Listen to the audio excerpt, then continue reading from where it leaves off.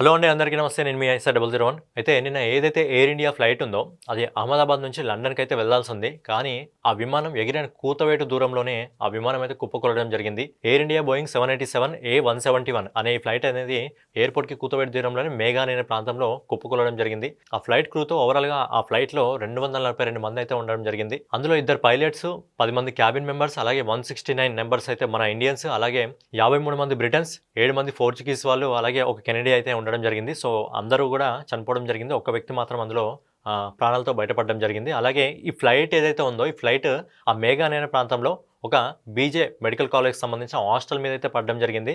So అక్కడ పడినప్పుడు blast కావడం జరిగింది కాబట్టి ఆ స్టూడెంట్స్ కూడా ఒక 25 మంది అయితే చనిపోవడం జరిగింది. సో ఓవరాల్గా 265 మంది అయితే నిన్న చనిపోవడం జరిగింది. సో దీనికి సంబంధించి మనం కొద్దిగా డీప్గా మాట్లాడుకున్నట్టయితే ఫ్లైట్ ముందుగా ఢిల్లీ నుంచి అహ్మదాబాద్కి అయితే రావడం జరిగింది. సో అహ్మదాబాద్కి వచ్చినప్పుడు ఆ మధ్యలో ఒక వ్యక్తి అయితే వీడియో తీయడం జరిగింది. ఎయిర్ ఇండియాకి సంబంధించిన మెయింటెనెన్స్ బాగాలేదని చెప్పి ఒక వీడియో అయితే తీయడం జరిగింది.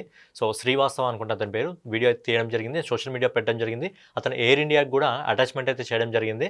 సో తనైతే అహ్మదాబాద్లో దిగిపోవడం జరిగింది. అండ్ అహ్మదాబాద్ నుంచి ఈ ఫ్లైట్ లండన్కి వెళ్లాల్సి ఉంది. 1:10 బయలుదేరాల్సిన ఈ ఫ్లైట్ 1:39కి అయితే టేక్ సిద్ధం కావడం జరిగింది. సో ఈ ఫ్లైట్ ఎగరడానికి ముందే ఆ ఫ్లైట్లో టెక్నికల్ ప్రాబ్లమ్స్ ఉన్నాయని చెప్పి ఆ flight senior pilot Sumit Sabharwal అయితే చెప్పడం జరిగింది. సుమిత్ సబర్వాల్ ఒక సీనియర్ పైలట్, దాదాపు 8,200 గంటలు నడిపిన ఎక్స్పీరియన్స్ అయితే అతనికి ఉంది. ఆయన కో పైలట్ కుందల్, అతను కూడా దాదాపు 1,100 గంటలు నడిపిన ఎక్స్పీరియన్స్ అయితే వీళ్ళిద్దరికి ఉంది.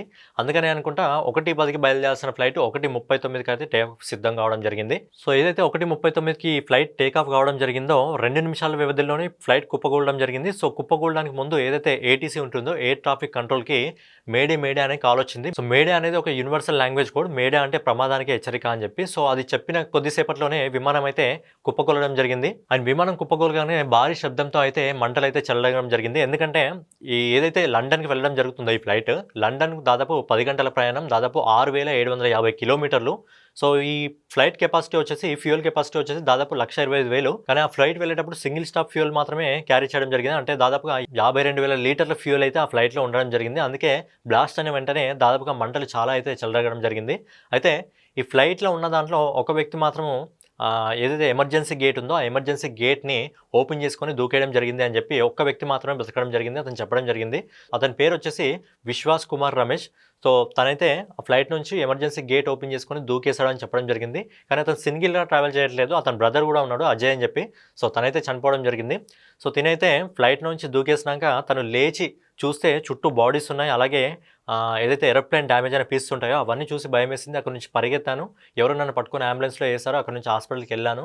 హాస్పిటల్లో ఈ జరిగిన ఇన్సిడెంట్ గురించి అయితే అతను చెప్పడం జరిగింది. ఇంకా పూర్తి ఇన్ఫర్మేషన్ అయితే దగ్గర నుంచి రావాల్సి వస్తుంది. అయితే ఇంజన్ ఉందో, ఇంజన్లో ప్రాబ్లం వల్ల ఇంజన్ కరెక్ట్ స్పీడ్ని ఇవ్వలేదు అని చెప్పి మాట్లాడడం జరుగుతుంది.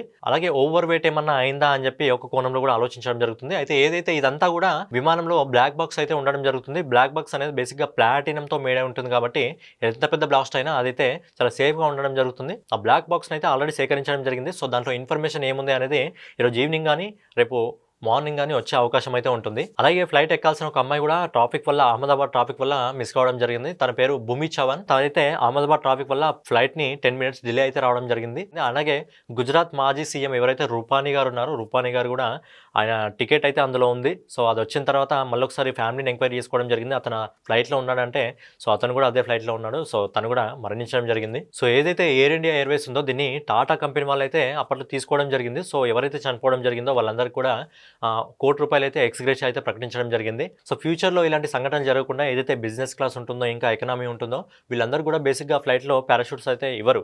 కానీ ఫ్యూచర్లో ఇలాంటివి కాకుండా ఇంజనీర్లు కొన్ని నిర్ణయాలు అయితే తీసుకోవడం జరుగుతుంది. ఏంటంటే ఇలాంటి ప్రమాదాలు ఏమైనా జరిగినప్పుడు బేసిక్గా ఏదైతే ప్యాసింజర్ క్యాబిన్ ఉంటుందో ఆ క్యాబిన్కి 2 పారాషూట్లు అయితే యాడ్ చేయడం జరుగుతుంది. ఏదైనా ప్రమాదం జరిగినప్పుడు ఆ పారాషూట్ని అయితే రిలీజ్ చేయడం జరుగుతుంది. అది సేఫ్గా సర్ఫేస్ పైన ల్యాండ్ అయ్యే విధంగా అయితే చూడడం జరుగుతుంది. కానీ ఇక్కడ ఫ్లైట్ అనేది కిందనే ఒక బిల్డింగ్కి గుద్దడం వల్ల అది ఇంకా బ్లాస్ట్ ఎక్కువ కావడం జరిగింది. ఆ టైంలో ఫ్యూయల్ కూడా చాలా ఎక్కువగా ఉంది కాబట్టి బ్లాస్ట్ అయితే కావడం జరిగింది.